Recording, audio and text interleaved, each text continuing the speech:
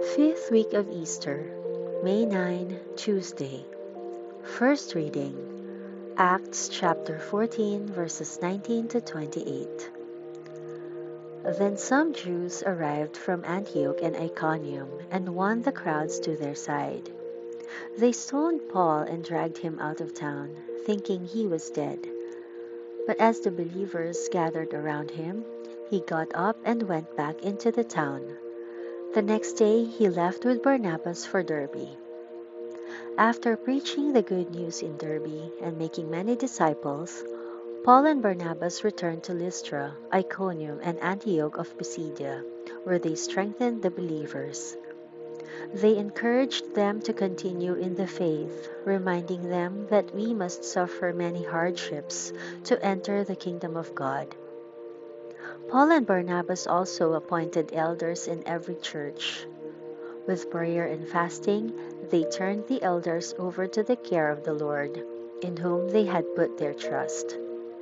Then they traveled back through Pisidia to Pamphylia. They preached the word in Perga, then went down to Attalia. Finally, they returned by ship to Antioch of Syria, where their journey had begun. The believers there had entrusted them to the grace of God to do the work they had now completed. Upon arriving in Antioch, they called the church together and reported everything God had done through them, and how he had opened the door of faith to the Gentiles too. And they stayed there with the believers for a long time.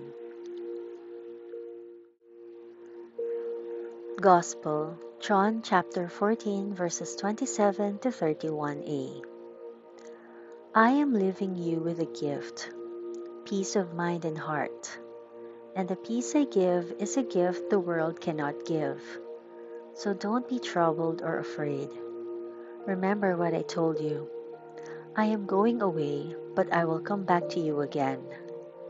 If you really loved me, you would be happy that I am going to the Father, who is greater than I am. I have told you these things before they happen, so that when they do happen, you will believe.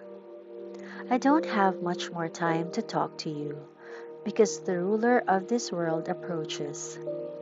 He has no power over me, but I will do what the Father requires of me, so that the world will know that I love the Father. Come, let's be going.